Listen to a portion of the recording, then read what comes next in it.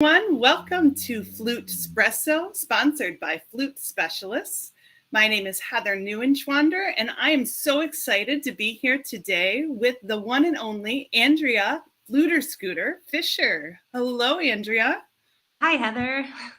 Thanks for having me on this podcast. From Belgrade, Serbia to Iowa City, a place where I used to live, actually. So, for those of you new to FluteSpresso, this is a live coffee chat. And it looks like the coffee chat is happening just between Andrea and I, but that's not necessarily true because we invite all of you to join in the fun with us. So, first, grab your preferred beverage. Cheers. Cheers. And then join us here live. Write some comments. Write some questions, join in the conversation with us. Our first question that I would ask for all of you at home, please write in the chat. Let us know what you're drinking and where you're joining from so we can see all the areas of the world that people are at. And while you go get your preferred coffee, tea, maybe you're overseas like Andrea and it's the evening, so your preferred evening beverage, whatever that is, I'm going to read a little bit of a bio as an introduction for Andrea. Andrea, aka Fluterscooter, is a flutist, producer, and entrepreneur, a graduate of the Juilliard School and a Powell Flutes artist. Andrea is the founder of Fluterscooter Bags, founded 12 years ago, correct? 12? 13. 13 years ago now. You know what?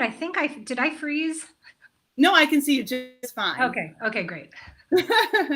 Fluterscooter has now grown to be sold in over 250 stores worldwide, which is including Flute Specialists, which is proud to be a dealer of Fluterscooter bags. The bags have even gotten the attention of Lizzo, which I want to ask you about later, planting that seed. Andrea's eclectic flute career includes performances and recordings with John Legend, and she has produced and recorded for 50 Cent, DJ Khaled, Rick Ross, Scarface, Kodak Black, Puff Daddy, and Ian Anderson of Jethro Tull. Andrea was active in the inception of the Juilliard School's entrepreneurship program as one of their first resident entrepreneurs. She was also a founder, editor, and writer for the Flute View magazine. Welcome, Andrea. Thank you for being our special guest. Cheers to you one more time. Cheers to you, Heather. Tell us again where you're joining from and what you're drinking. I am joining you from Belgrade, Serbia. And I am drinking something quite odd, and I'm going to just put it up in the display here. Bet you've never seen this before. Since it is, there's Jessica. Here she is, yeah. Since it's 5 o'clock in the evening in Serbia, I'm drinking tea. But this is special kind of tea.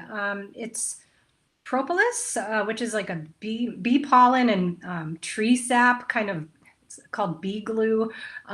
There's also turmeric, cinnamon, ginger, and black pepper.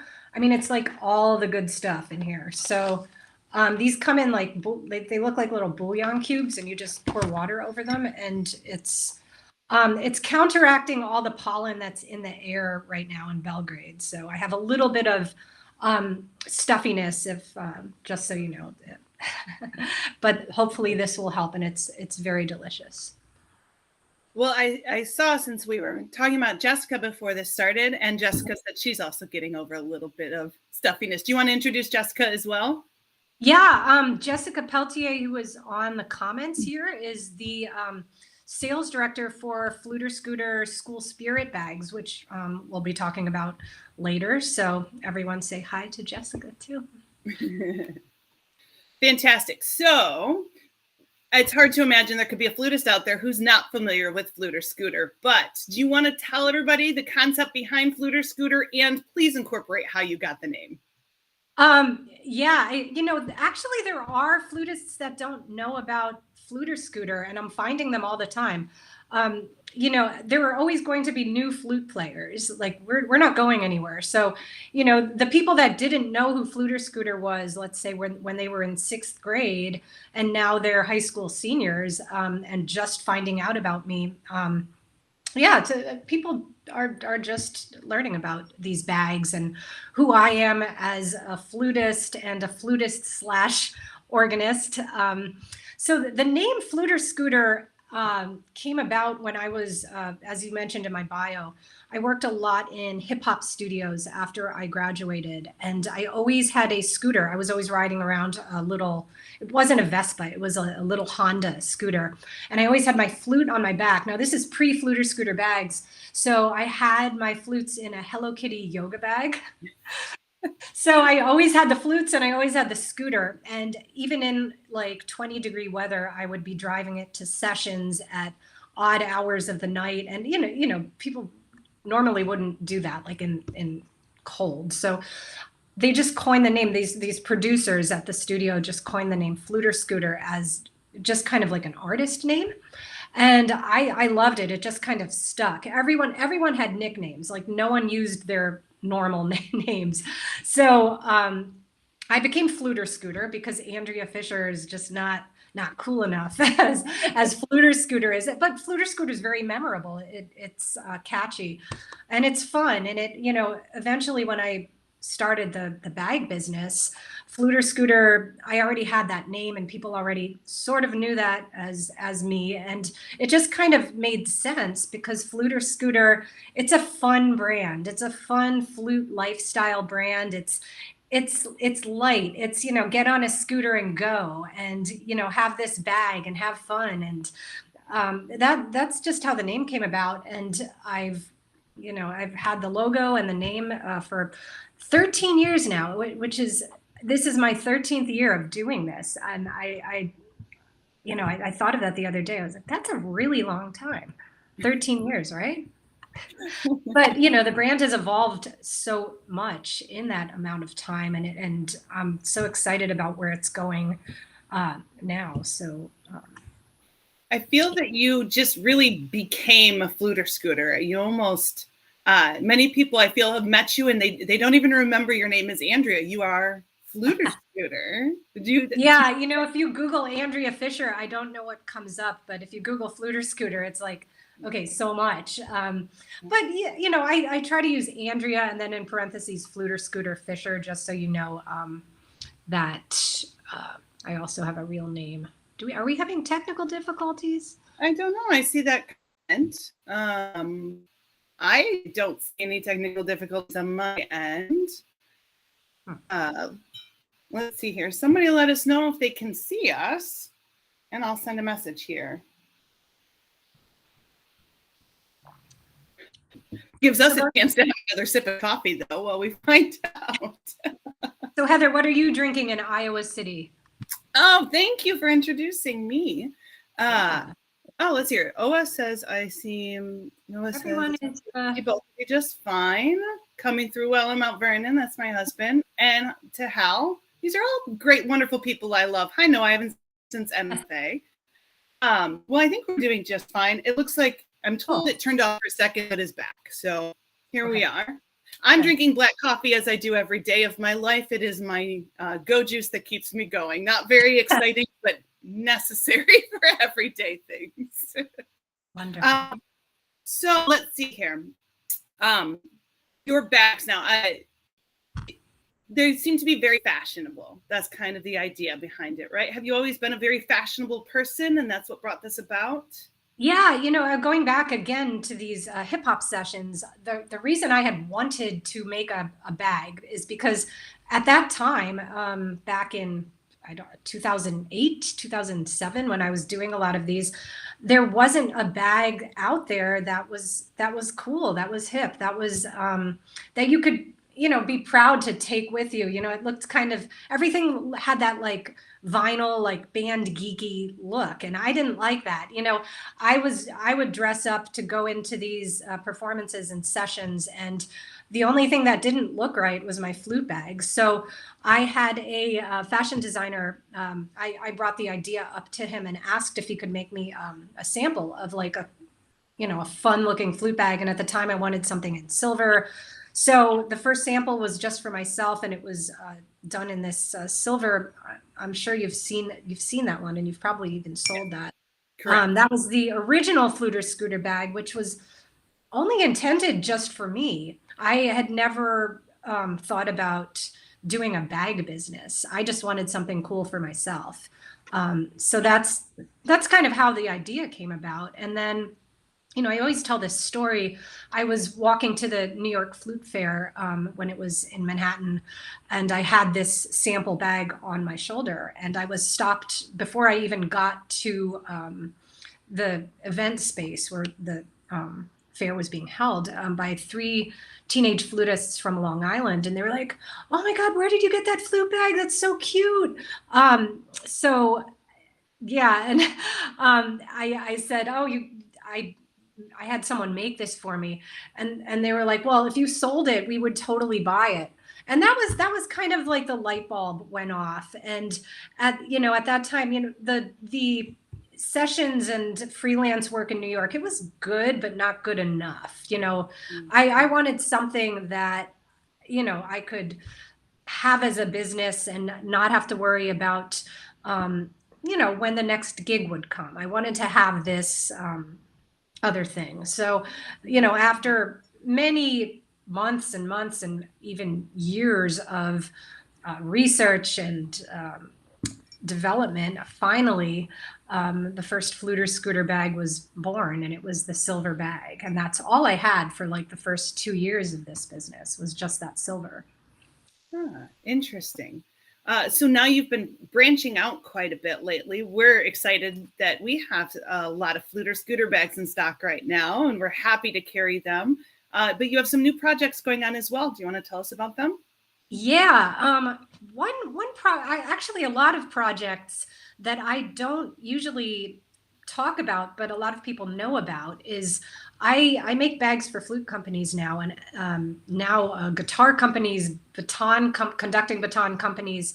So I'm doing a lot of what's called in the industry OEM work, which is original equipment manufacturing. So you carry the Brandon case covers. So I've made those, Gemeinhardt, the Ali Ryerson Alto, and the Crusader. I've made bags for Powell, Adam Petrie Piccolos. I'm probably forgetting a lot. Millard conducting batons. And here's the big one, is Martin guitars.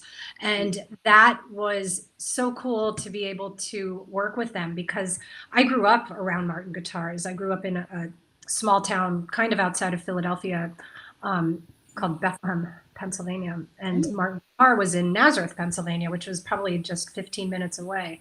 And, everyone in that area knows Martin guitars.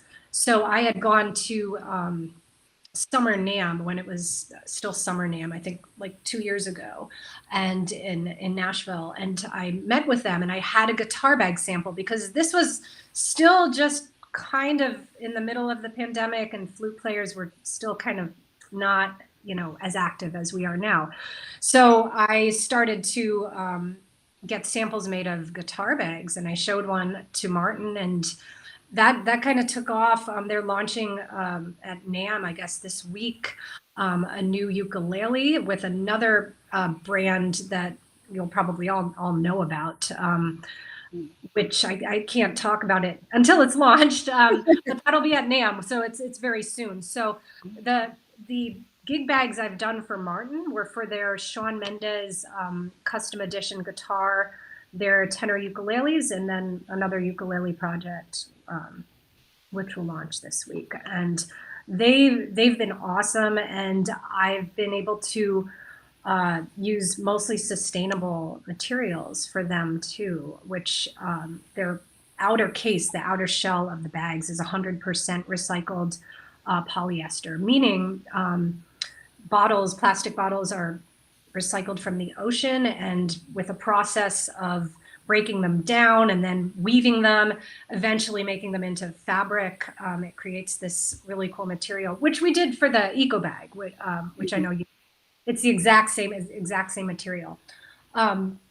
And another project, which is, since we're talking about sustainability, are the new school spirit bags, which I have here. You're probably, everyone out there is looking at these and saying, what are these? Okay, Jessica. Yes. So these are just two of them here. This one is red, black, and white. Many school colors have that. And this one is purple and gold. So I love everything purple. I'm very excited. well, these are also made from, now these are made from a different material as the eco bag. These are from also recycled plastic, but this is 51%. Whereas the eco bag, it's a totally different material. These are more like leather. Thank you, Noah. Yeah, everyone loves this purple one, by the way. This is a favorite.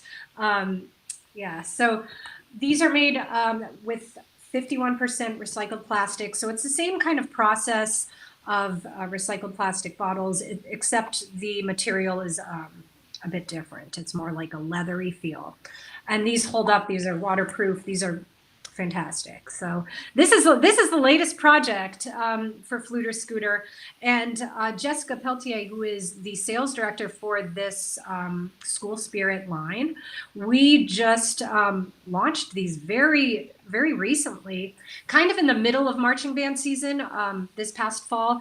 So I am sure that we're going to have a huge Fluterscooter school spirit marching band collective happening this marching season, so we're excited about that.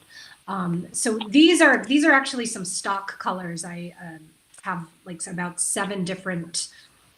Oh, Rebecca Peterson, yeah. The Hawkeye Marching Band Piccolo bag. Yes, there's one in black and gold, and everyone loves that one too. I think that one is a favorite, and the purple. So we kind of came up. We kind of came up with these like stock colors based on what schools have these color combinations. So these are available, and then we also do custom bags. So we did some for Arizona State in the maroon and gold, some for Westchester University. Actually, this is like the mini version of the Westchester University flute bag. So we outfitted their entire flute section with school spirit flute bags, which are so cool. And also some navy and white flute bags for University of North Florida. So just excited to see how many more schools we will get to sign on this marching season. So, oh, and Coastal Carolina, of course. Coastal Carolina was the first school, and I just don't have those. That was a custom order too, in teal and bronze, and those are. And speaking of Coastal Carolina, Jessica Peltier is the flute professor there. So, small world. So I try not to drink a lot of, water out of those plastic disposable water bottles. I feel guilty every time I have my, of course, purple reusable one, but I will admit that when I've had to use one of those, I thought, gosh, wouldn't it be cool if that turned into a Fluterscooter bag? Well, yeah, I did too, and they are. And sustainability is a big part of what the Fluterscooter brand is doing, for the future. I have some other projects in the works that I also, cannot talk about yet because they're not. I don't have the samples even done, so my factory is making them right now. But one of the bags is not for flute. There's a hint. Super and it's a school spirit bag, and it's not for flute or piccolo. Well, this is one in the comments you all get to go just wild, just speculate wildly, and let's see what we can all come up with. I love it. That's fantastic. Well, thanks for showing us the bags. We dropped the discount code that we're running right now for selling Fluterscooter bags on our website, so please do check that out. We are very happy to support the bags and you. And I'm going to come back to it because I said I would, and it's in my brain still. did you know that Lizzo was going to take one of your bags to the Met Gala? Have you met Lizzo? I just need to know everything. No, I wish I met Lizzo. I have not gotten the opportunity. A few years ago, I got an email. I remember this very vividly because I was driving, and I get email notifications pop up, and it was something.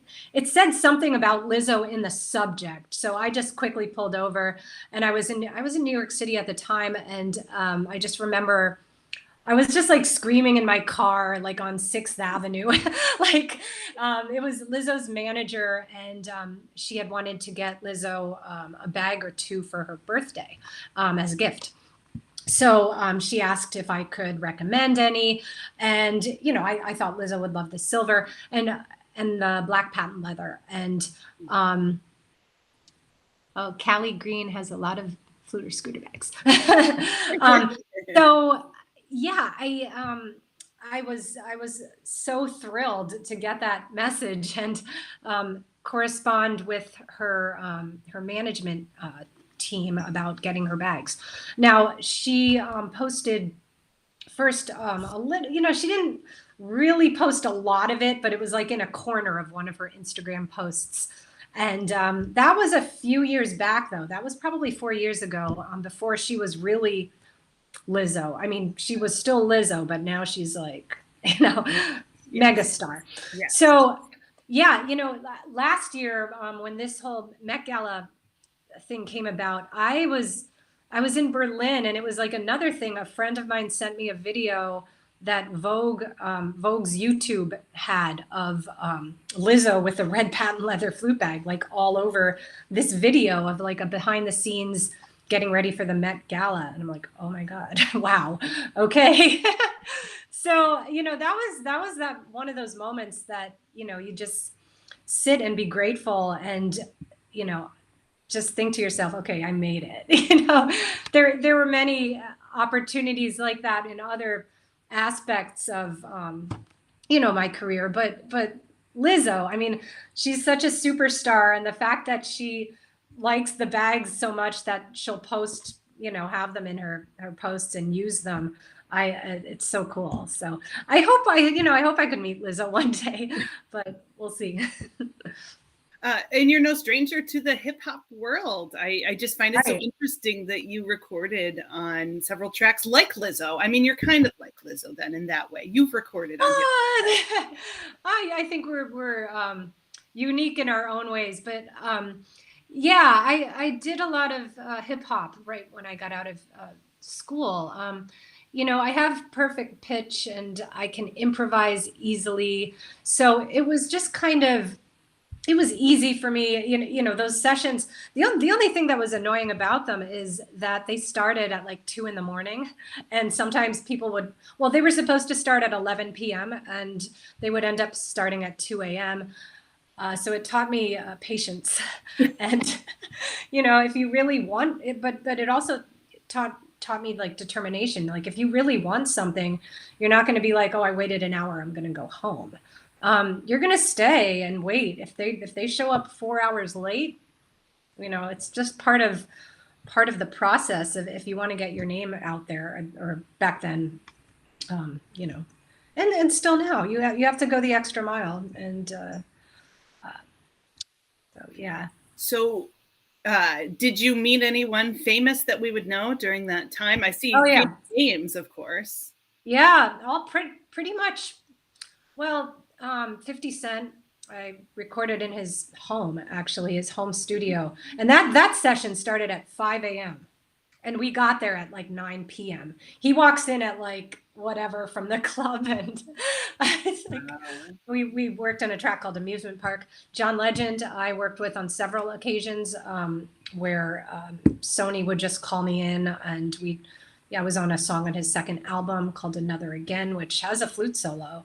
And we worked on a lot of other stuff too that just didn't come out. These songs were on the album, but there's a lot that you can work on that doesn't necessarily make those albums. DJ Khaled, I met in Miami. We worked in his studio. I didn't meet Rick Ross. But yeah, mostly I was working with a lot of their producers, and then the producers kind of like shop the beats to the artists. And but you know, I'm not doing any of that anymore. I think I'm probably too old. No. They like youth. Well, and it's such an interesting juxtaposition from that start in hip hop, and then I know you from the videos of you playing flute and organ. Ah, are we going to talk about flute and organ now? Only if you want to. Yeah, I do. You know, what's interesting is I did a little experiment on March 31st. So, you know, all these videos, all this content is years and years old now. Like if you've seen these, you've probably seen these right when they came out. And like I was saying, like a lot of flute players don't know who Fluterscooter is yet because they haven't really, you know, they were too young. So what I did was, you know, I pay attention to trends, and as much as I don't like TikTok, also Jessica Peltier manages the Fluterscooter TikTok, which I have yet to see, but apparently a lot of people are on it and liking our videos. I just don't, I can't, that's another thing. I feel like I'm too old to get it. But I follow it enough. I see it enough to know like what people are doing. So all I did was create like a 50-second clip of my old Bach E minor. And then I put some kind of thing, some kind of witty text saying when you can't find an accompanist. And, you know, all these, I think it's up to 800 likes and tens of thousands of views on Instagram. And I don't usually get that type of response on full videos. So I just made it short and I put it up for Bach's birthday, which was, I guess, March 31st. It's debated whether it's the 31st or the 21st. So I put it up and all these flute players ended up finding me. I think I got like 250 followers since that. So it's still, you know, it's still relevant. And it's just about recycling old content and making it fresh to the newer flutists who are, you know, teenagers or in college right now. So they know these trends and they'll watch it and share it rather than watching a full video. But, you know, I prefer to watch the full video, but that's just me. I was going to say, I would roll my eyes, except I have a limit at about 1 minute. If it's over a minute, I probably same. Oh, that's amazing. So let's see here. You didn't talk about why you're in Serbia. Would you like to do that? Yeah. Wow. Serbia. Yeah. I never thought I would be here in a million years. Like I traveled a ton, mostly in Asia and other parts of Europe. But I never thought anything would bring me to Serbia. And I never expected that I'd be here like 2+ years after I first arrived. I mean, it's kind of on and off. I am back in the States. I was back in the States for a few months doing some shows. And that's where I saw Robert in Kentucky. And that's when we started talking about this this interview. So, but I've been spending most of my time in Belgrade, and there's an amazing flute community out here. I'll be selling these bags at a piccolo weekend in May, which is all piccolo. So there's a really great piccolo and flute association out here. And also in Eastern Europe, there's so many flute players out here, just as anywhere else. But how I got to Serbia, it's one of those weird pandemic stories. Yeah. So I also have these meditation albums that I don't actively promote because I don't really promote them to flutists. They're for like meditation communities and played in certain circles in that world. So I kind of have people doing that for me, and they're in charge of the project. And I produce these albums. I play keyboards. I do arranging. I compose, and I play a ton of world flutes on these albums. So we were trying to do the fourth installment of these in Los Angeles. And this is like January 2021, like when things were like really bad, like you couldn't even like go into a cafe in the States. And, you know, it was just, we kept rescheduling and rescheduling and rescheduling, just, you know, as everyone was doing. And I'm like, you know, we have to do this. People need this music now more than ever. So the person in charge of the project put some feelers out, and there was a musician that he knew that was living here and working with this studio that also did kind of meditation music. And he was like, would you be open to going to Serbia? It's totally open. Everything is like, nothing really shut down here, which was like kind of refreshing, you know, to be able to go somewhere and it's almost like you're going back in time or going into the future, or I don't know how to describe it, but, you know, I had musicians coming in the studio like every day, different instruments, and we were able to get the project done. So we were only supposed to be working for a month, and we did wrap up in about a month. And I was just like, I don't want to go back. I just want to stay here. So I ended up just, you know, initially I was in an Airbnb, and then I was able to get a long-term rental through the host. It was so easy. And things here are very, very, very inexpensive. So you can make kind of snap decisions like that. And I did. And you know, I did a lot of networking into the flute community out here. And I ended up doing a lot of events. I'm doing an event in 2 weeks, exhibiting at a festival, and then the event in May. And I've done entrepreneurship, and this is the cool thing about Serbia, and about my entrepreneurial lectures and presentations.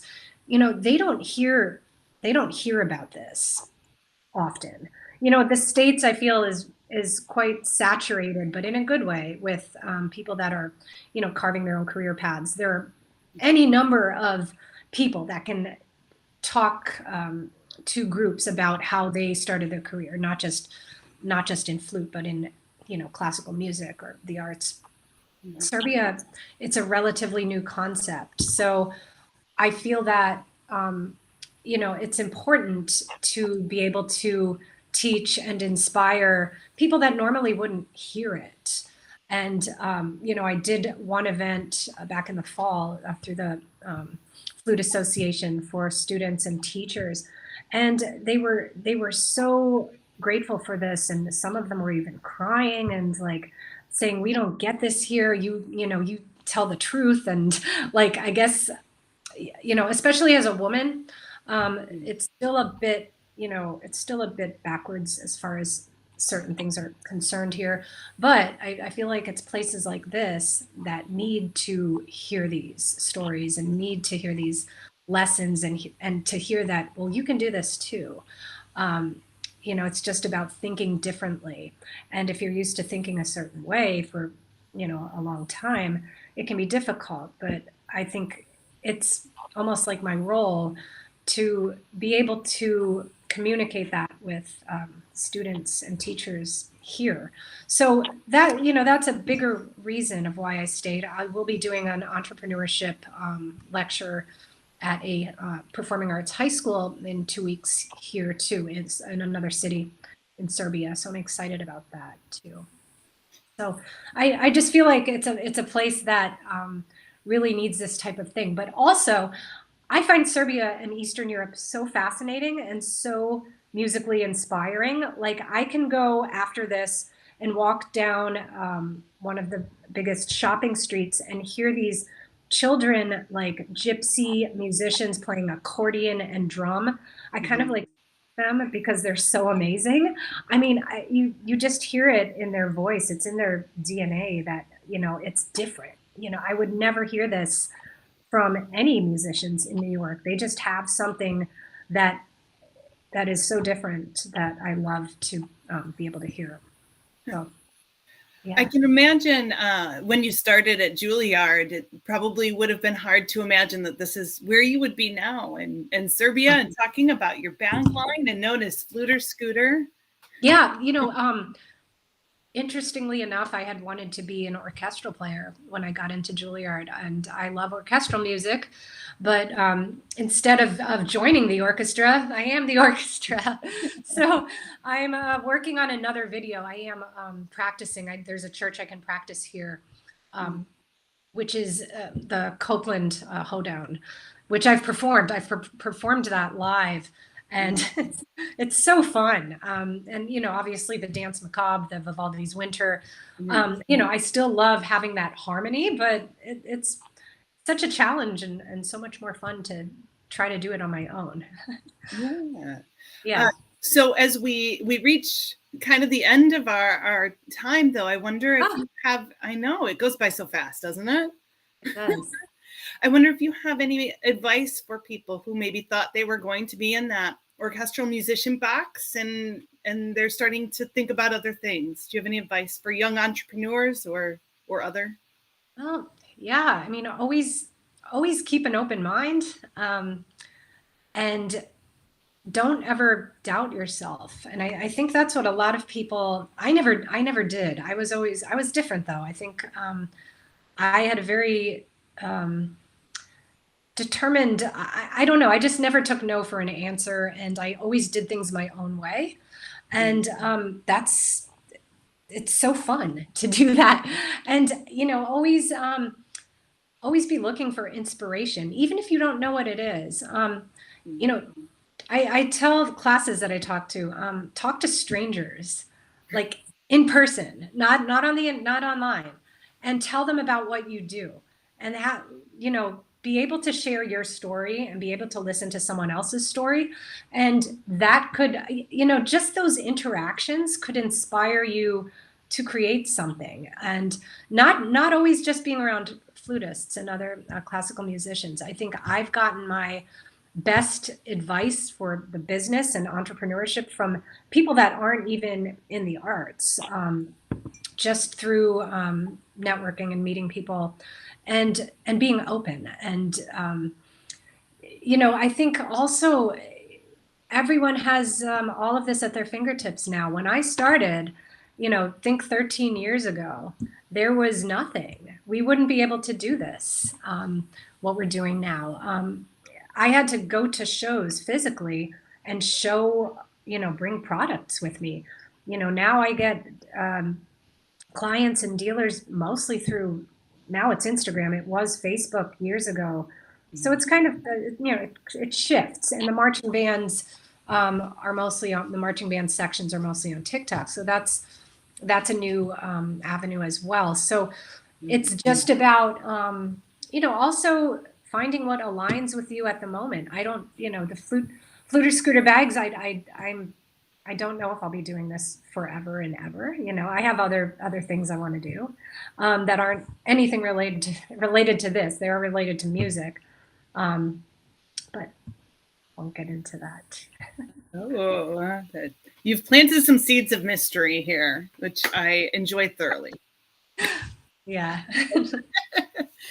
So as I get to the bottom of my cup, and it looks like you are as well, we decided that we are caffeinated enough for an express round is the idea here. Okay. Wow. What is we rush our way out with some FluteSpresso favorites. I'm going to ask you, I'm going to give you a couple topics, and you can tell me what your favorite is, or you can pass. Anything is welcome.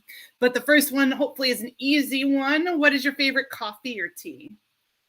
Oh, well, I mean, this is good what I'm drinking now, but my go-to, if I would be drinking coffee, is cold brew with oat milk. Good choice. But not when it's too cold. Then I'll just get regular coffee, but with oat milk and a little cinnamon. Ooh, I like it. Oh, this one might be difficult, but do you have a favorite Fluterscooter bag? Oh, I kind of love these piccolo bags. You know, I'm always like obsessed with like the bags that I have, the newest ones, because they're so, you know, this is just like a mini Fluterscooter bag. It's so adorable, don't you think? Yes. But if I were to, actually my Fluterscooter bag is a sample that I had made for me that we didn't talk about. That's one of these projects on the back burner things. It's made from another recycled material that is quite special. So that one is my favorite, but you can't see it yet. Okay. More seeds of mystery. More mystery. Oh, I love it. I absolutely love it. Just keep us wanting more. yeah. Do you have a favorite place to visit? Like as far as like a country or like travel? Yes. Anywhere in Japan. I had lived there for some, a year and a half or so. My soul is in Japan. However, talking about Eastern Europe, Slovenia is incredible. It's so magical. It's like enchanted forests. So while I'm here, I can just hop over to Slovenia. I love it. But I would say Japan, all the time. Also, Iowa City has some nice white-tailed deer. Yes. We were in my carpool for a symphony rehearsal last night. We were talking about how you came to love our deer here in Iowa. Oh, yeah, yeah. I mean, I would come to Iowa City just to see that deer who ate from my hand. But it's like hard to find a deer. You can't text them and be like, I'm on the corner. I have corn. You made that sound so Snow White. I just love it. Eating from your hands. I love it. As we're in the middle of some holidays right now, I wondered if you have a favorite holiday. Halloween. Me too. Yeah. I mean, I would wear a costume 365 days a year if I could. 100%. Absolutely. All right, last one. Do you have a favorite fashion accessory besides your Fluterscooter bag? Ooh. Favorite fashion accessory. I do have a scarf that I like very much because it has deer on it. You kept the theme. Look at that. I do. I have a lot of things with a deer on them. That's just, how I am. But flute-wise, I should say Sempre Flute, which you sell her cleaning cloths and swabs. She's doing, Elizabeth Lacoste is her name. She's doing a really great product there, and I love to support the next generation of flute entrepreneurs. So kudos to Elizabeth and the Sempre Flute brand. I just got one of her cloths when I saw Robert. So I've been the new thing is these tarnish savers as well, which I will tell you about in just a minute. Cool. Yeah, but great. Nice shout out for Elizabeth. But thank you so much for being here and having a cup of coffee with me virtually and sharing it with the audience. We really appreciate it. Yeah, and thank you, Heather, and thank you for the everyone in the audience. I saw some nice comments there, and I guess so. The 10% off code for the 10% off code goes until. This week, I believe through Thursday, we are offering 10% off the Fluterscooter bags on our website. I bet you Callie will drop that one more time in the comments here. I'm just seeing some of the others come in with little thank yous. And hi again, Noah. Absolute pleasure as well. So we'll get that dropped in the comments one more time, and we've sent an email as well. So please do like us on social media. And Flute Specialist is very, very happy to be a dealer for Fluterscooter bags. There it is. The code is Fluterscooter10. We made that really difficult. Thank you so much, Andrea. Let's do one final cheers. Okay. Thank you, Heather, and Flute Specialists. Okay.